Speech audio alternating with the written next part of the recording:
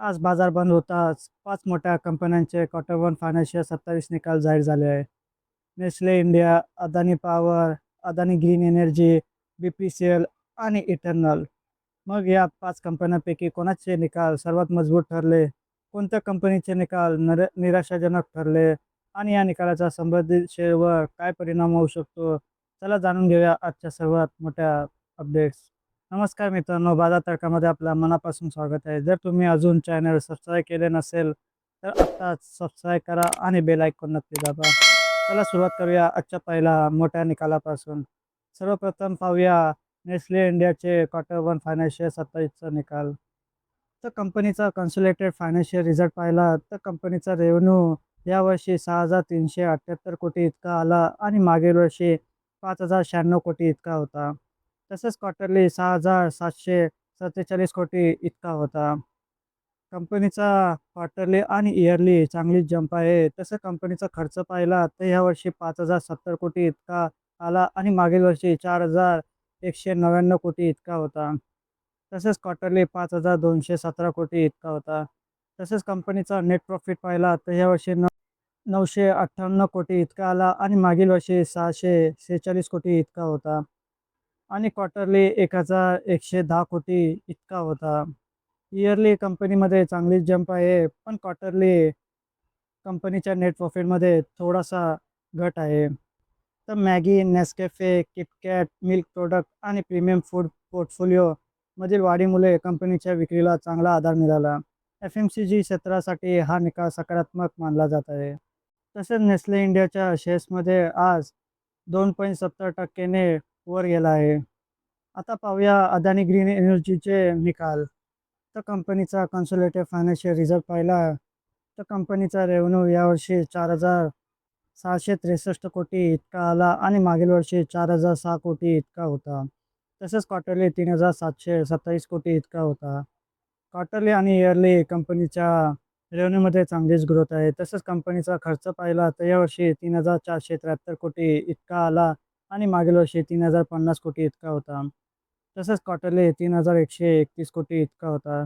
कंपनीचा net profit पाहिला तर यावर्षी 983 कोटी इतका आला आणि मागील वर्षी 824 कोटी इतका होता. तसेच क्वार्टरली 514 कोटी इतका होता. इयरली आणि क्वार्टरली कंपनीने चांगलीच ग्रोथ केली आहे आणि चांगलीच जंप मारली आहे. तर नवीन सोलार आणि विंड प्रोजेक्ट सुरू झाल्यामुळे वीज उत्पादनात वाढ झाली आहे. रिन्युएबल एनर्जी क्षेत्रातील मजबूत मागणीचा कंपनीला फायदा होत आहे. तरीही आज अदानी ग्रीन एनर्जीच्या शेअर्समध्ये जवळपास 5%ची घसरण पाहायला मिळाली. पण आजच्या या निकालामुळे उद्याच्या शेअर्समध्ये काय होतं हे पाहण्यासारखं असेल. आता येऊया पुढच्या बातमीकडं, म्हणजेच BPCL कंपनीचा क्वार्टर वन फायनान्शियल 27चा निकाल. तर BPCL कंपनीचा स्टँडअलोन फायनान्शियल रिझल्ट पाहिला तर रेव्हेन्यू 1,60,732 कोटी इतका आला आणि मागील वर्षी 1,30,326 कोटी इतका होता आणि क्वार्टरली 1,35,960 कोटी इतका होता. इयरली आणि क्वार्टरली कंपनीच्या रेव्हेन्यूमध्ये चांगली ग्रोथ आहे. तसं कंपनीचा खर्च पाहिला तर यावर्षी 1,66,037 कोटी इतका आला आणि मागील वर्षी 1,22,170 कोटी इतका होता. तसेच क्वार्टरली 1,27,353 कोटी इतका होता. तसंच कंपनीचा खर्च इयरली आणि क्वार्टरलीही वाढत आहे. तसंच कंपनीचा टोटल नेट प्रॉफिट पाहिला तर यावर्षी 3,962 कोटी इतका आला आणि मागील वर्षी 6,123 कोटी इतका होता आणि क्वार्टरली 3,191 कोटी इतका होता. इयरली कंपनीच्या नेट प्रॉफिटमध्ये मोठी घट झाली आहे. तर कच्च्या तेलाच्या किमती, रिफायनिंग मार्जिन आणि इंधन विक्रीवरील दबावामुळे कंपनीच्या नफ्यावर मोठा परिणाम झाला. ऑइल मार्केटिंग कंपनीसाठी ही तिमाही आव्हानाचे ठरल्याचे या निकालातून दिसून येते. हा निकाल कंपनीसाठी नकारात्मक ठरला आहे.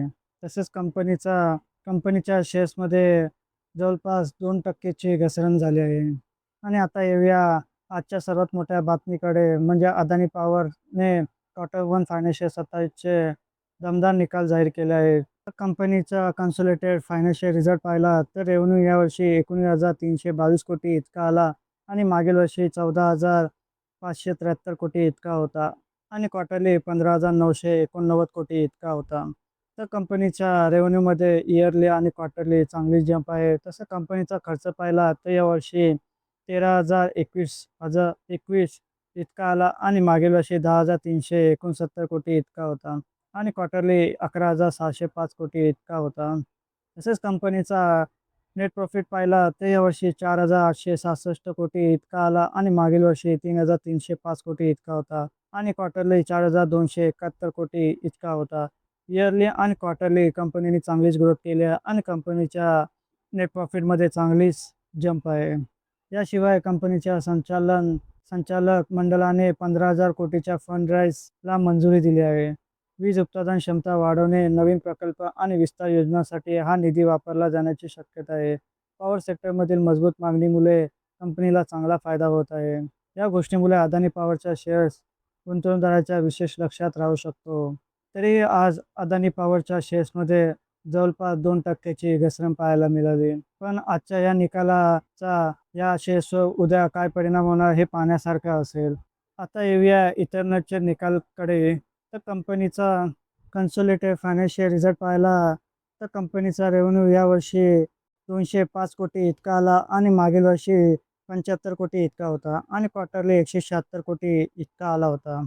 तसंच कंपनीचा खर्च पाहिला तर 203 कोटी इतका आला आणि मागील वर्षी 74 कोटी इतका होता आणि क्वार्टरली 174 कोटी इतका होता. तसंच कंपनीचा नेट प्रॉफिट पाहिला तर यावर्षी 92 कोटी इतका आला आणि मागील वर्षी 25 कोटी इतका होता. इयरली कंपनीमध्ये चांगला ग्रोथ आहे, पण क्वार्टरली 174 कोटी आला. क्वार्टरली पाहिलं तर कंपनीमध्ये घट होताना दिसत आहे. तर आजचा इथरनल कंपनीचा निकाल सर्वाधिक टक्केवारीने वाढलेला प्रॉफिट आहे. त्यामुळे स्मॉल कॅप आणि ग्रोथ कंपनीजमध्ये इथरनल चर्चेचा विषय ठरू शकतो. त्याचबरोबर कंपनीच्या शेअर्समध्ये आज जवळपास 1.15% ची घसरण पाहायला मिळाली. तर कन्क्लुजन पाहिला तर एकंदरीत आजच्या निकालामध्ये नेस्ले इंडिया, अदानी पॉवर आणि इथरनल यांनी दमदार कामगिरी केली आहे. अदानी ग्रीन एनर्जीनेही स्थिर वाढ कायम ठेवली तर BPCLचे निकाल मात्र बाजारासाठी निराशाजनक ठरले. आता या निकालाचा संबंधित शेअर्सवर काय परिणाम होतो याकडे गुंतवणूकदारांचे लक्ष राहील. तुमच्या मते आजच्या सर्व निकालामध्ये सर्वात मजबूत कामगिरी कोणत्या कंपनीची आहे? तुमचं मत कमेंटमध्ये नक्की सांगा. व्हिडिओ आवडला असेल तर लाईक करा, मित्रांसोबत शेअर करा आणि शेअर बाजारातील अशा ताज्या महत्त्वाच्या बातम्यांसाठी बाजार तर्क चॅनलला सबस्क्राईब करायला विसरू नका. धन्यवाद.